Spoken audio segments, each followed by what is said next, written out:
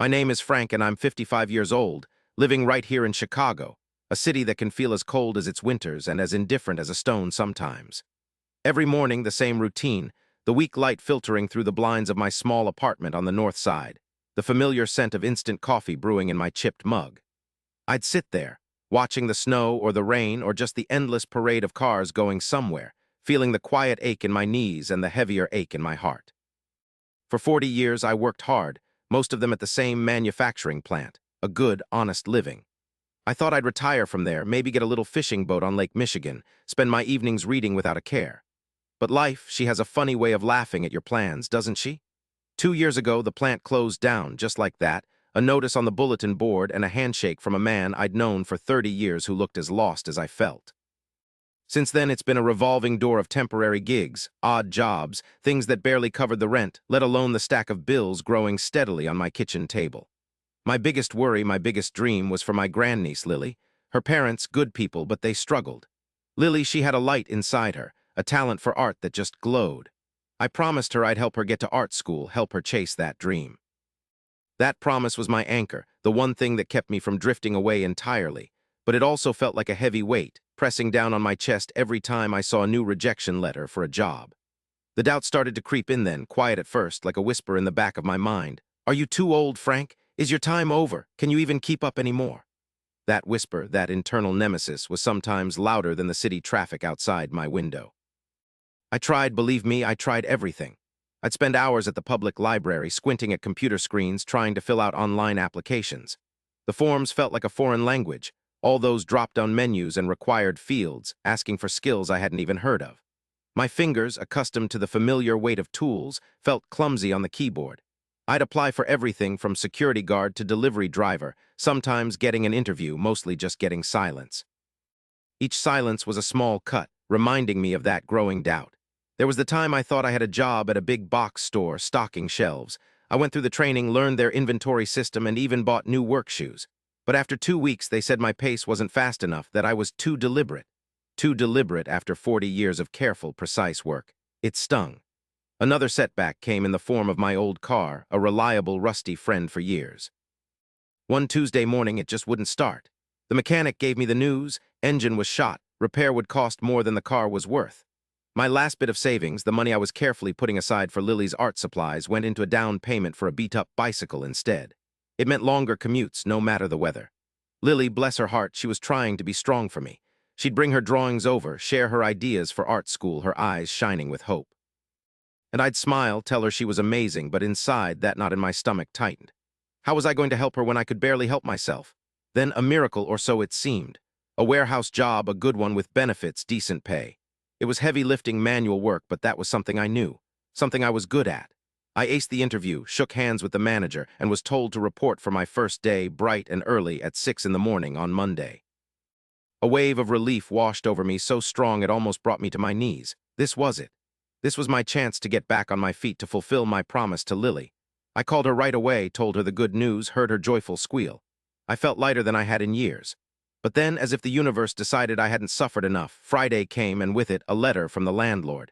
An unexpected increase in rent, effective immediately, citing new property taxes. Just like that, the small buffer I thought I had, the little bit I'd scraped together for my bus pass and lunch money for the first week, evaporated. My heart sank, plummeting faster than a stone in Lake Michigan. I had barely enough cash for bus fare for a day or two, let alone the week. This new job was far, a couple of transfers, and would take almost an hour and a half even if everything ran perfectly. My bicycle wouldn't make it there in time, not with the early start and the distance.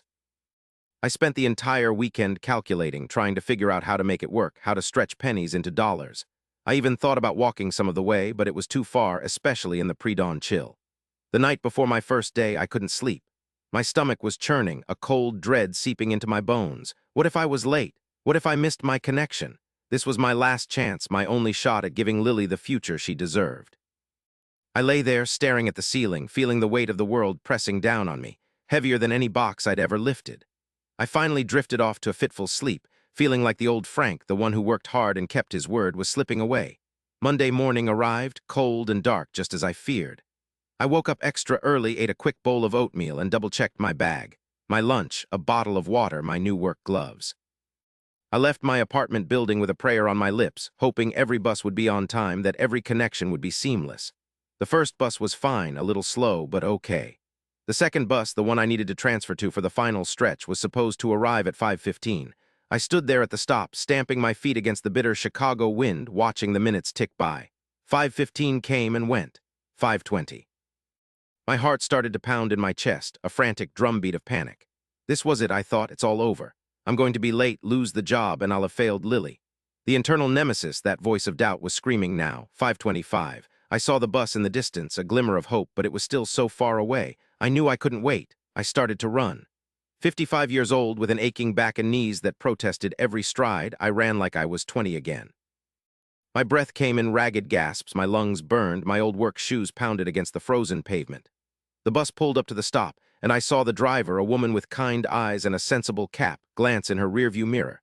She saw me. I waved my arm frantically, my lunch bag bouncing against my side. Please, I begged silently, just please wait.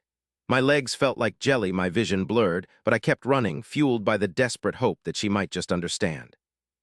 The bus doors were still open. She hadn't pulled away. I saw her look at me again, then at the clock on her dashboard. I stumbled up to the door, gasping, sweat beading on my forehead despite the cold. Thank you, I wheezed, my voice hoarse. Thank you so much. She just smiled, a small, knowing smile, and simply said, "First day, isn't it?" And that simple question, that moment of unexpected kindness from a total stranger, changed everything. It was like a dam broke inside me. I made it to work on time, heart still pounding, but now with gratitude instead of dread. I worked hard that day, every day after. That job, that bus driver's 5-minute wait, it wasn't just about making it to work. It was about believing that someone, somewhere, still saw me, still cared enough to offer a hand when I needed it most. It was a leap of faith for her to wait, and it allowed me to take my own leap of faith to believe in myself again. That warehouse job became my new normal, a steady rhythm I settled into. The work was honest, the pay was fair, and the benefits were a blessing. I learned new things, adapted to the system, and found a quiet pride in contributing again. And Lily, oh, Lily blossomed. With my steady income, I could finally buy her those expensive art pencils and canvases she needed. We worked on her portfolio together, me awkwardly holding up her drawings, my heart swelling with pride at her talent. She got into her dream art school right here in Chicago, and I was there beaming at her graduation just a few years later. The experience changed me fundamentally. I started seeing the world differently through the lens of that bus driver's kindness. I began to notice the quiet struggles of others, the slight hesitations, the desperate glances. I remembered how it felt to be on the brink and how a small act of grace pulled me back. I started volunteering on my days off at the community center, helping older folks navigate those intimidating online job applications, sharing my own struggles and triumphs. I taught them how to use the computers, how to write a good resume, how to hold on to hope when the world felt overwhelming. I found joy in paying that kindness forward, watching their faces light up when they finally understood a new computer program or got an interview call. It felt good, really good, to be a bridge for someone else. And sometimes, even now, when I'm waiting at a bus stop, I'll spot someone sprinting in the distance, looking desperate, and I'll wave to the bus driver, just a small gesture, a silent plea to wait. More often than not, they do. Just last week, I was on my way home from the community center, feeling tired but fulfilled. The bus pulled up, and as I stepped on, I looked at the driver, a young man who reminded me of myself many years ago, maybe even a little of Lily with his earnest eyes. And as I swiped my pass, he looked at me and winked. "Good to see you, Frank," he said. "Heard you're doing great things at the center. Keep it up." It wasn't the original driver, no, but it was someone who knew my story, someone who saw me, not just an old man on a bus, but someone who had been helped and was now helping others.